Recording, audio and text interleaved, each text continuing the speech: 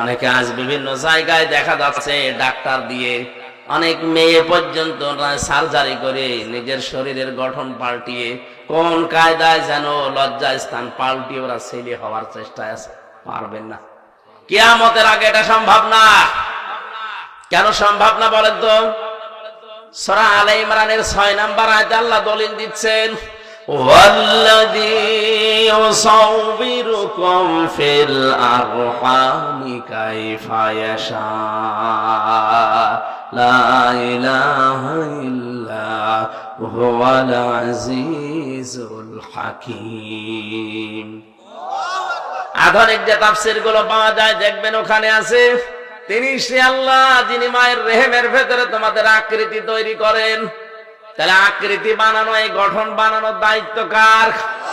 আরো জোরে বলেন কার?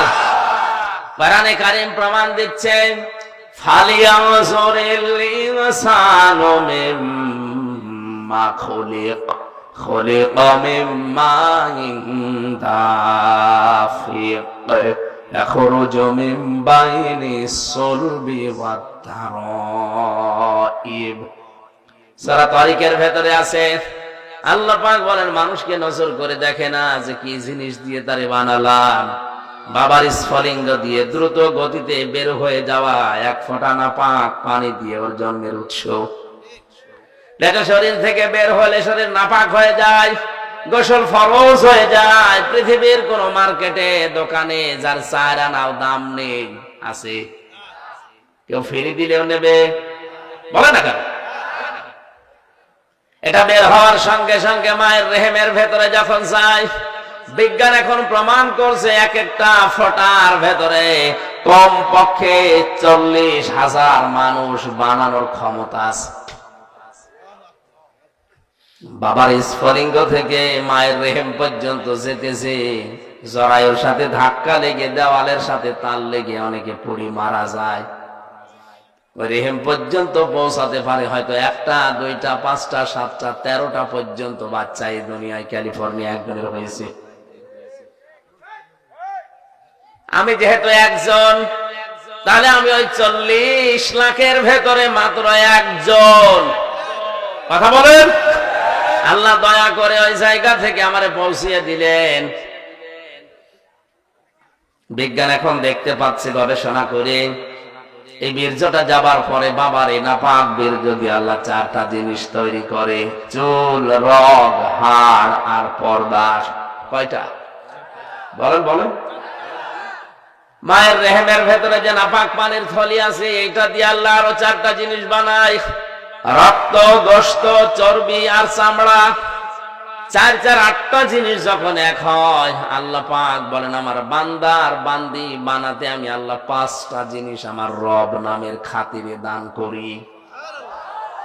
ওয়াজাআলা লাকুমুস সামআ ওয়াল আবসারা ওয়াল আফইদা ইলা আখিরি আয়াত। সূরা নাহাল 14 নম্বর পারার 14 নম্বর পৃষ্ঠার 14 নম্বর লাইনের 78 নম্বর আয়াতের মাঝে আছে, আমি আল্লাহ শ্রবণ শক্তি, দর্শন শক্তি, বাক শক্তি, আকেল শক্তি আর ঘ্রাণ শক্তি, এই 5টা আমার রব নামের কারণে দান করি। দিনাজপুর বসে মগজ যদি থাকে মাথায়, চিন্তা করেন আল্লাহ যদি ওই সময় একটাও কম দিত, আপনি হতেন কিন্তু অপূর্ণাঙ্গ। দর্শন শক্তি যদি আল্লাহ না দিত, আপনি কানা হয়ে দুনিয়ায় আসতেন। কথা বলেন না কেন? অনেক কানা দুনিয়ায় আসে না। আপনি যদি কানা হতেন তখন বুঝতেন কি ঠেলা। কুমিল্লায় একবার খাবার খাচ্ছিলাম, পাশে দেখে এক অন্ধ, বিদ্যুৎ চলে গেল, আমরা হাউমাউ করছি, কোথায়? তাড়াতাড়ি জেনারেটর চালু করেন, কারেন্ট কোথায় গেল? আলো নেই। মাত্র 2 মিনিটের ভেতর ওনাদের জেনারেটরও নষ্ট, আলোর ব্যবস্থা করতে পারে নাই। অন্ধ আমার হাত চেপে ধরে বলছে, হুজুর মাত্র 2 মিনিট কারেন্ট চলে গেছে, আপনি চিল্লাচ্ছে, অথচ আজ 42 বছর আমার জীবনে কারেন্ট নেই। 2 মিনিটের ভেতরে যদি আপনি এত চিল্লা পাল্লা করেন, আমি 42 বছরে তো আমার কান্নাকাটি করার দরকার কি? আল্লাহ হারিয়েছি আমি ছাড়া দুনিয়ায় কেউ জানে না। আপনি একটু চিন্তা করেন, যারা অন্ধ উনি ওই দিন একটা তথ্য বলেছিলেন, হুজুর আপনারা যারা চোখওয়ালা মানুষ স্বপ্ন দেখেন, কিন্তু আমরা যারা অন্ধ তারা স্বপ্ন দেখি কিন্তু কিছু দেখতে পাই না, শুধু আওয়াজ শুনি। কত বড় নিয়ামত এই দর্শন শক্তি আল্লাহ পেটের ভেতরে আপনাকে দিয়েছেন। আল্লাহ পাক বলেন, ৮ ৫ ১৩টা যখন এক হয়ে যায় তখন ওর আকৃতি তৈরি করার জন্য ফেরেশতারা আমাকে ৪০ দিন পরে যেটা পাল্টায় আমারে জিজ্ঞাসা করে, এটা করব কি? এর ছেলে বানাবো না মেয়ে বানাবো?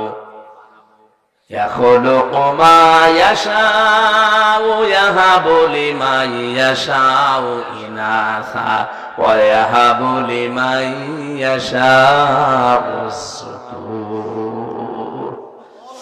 সূরা শুরার 49 নম্বর আয়াতে আছে, আল্লাহ পাক বলেন তিনি সৃষ্টি করেন যেভাবে ইচ্ছা, কাউকে মেয়ে কাউকে ছেলে। এই যে কাউকে মেয়ে কাউকে ছেলে, সিদ্ধান্ত আসে কার থেকে? বলেন বলেন।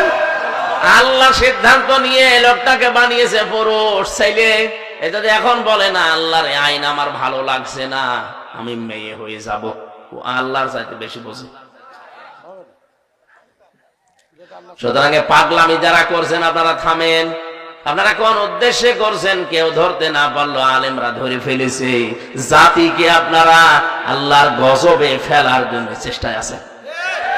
লোত নবীর জামানায় এই গোনাটা চালু হওয়ার কারণে আল্লাহ তাদেরকে ধ্বংসই শুধু করেননি, ওই জায়গাটা ডেড সি, মৃত সাগর বানিয়ে দিয়েছে জর্ডানে।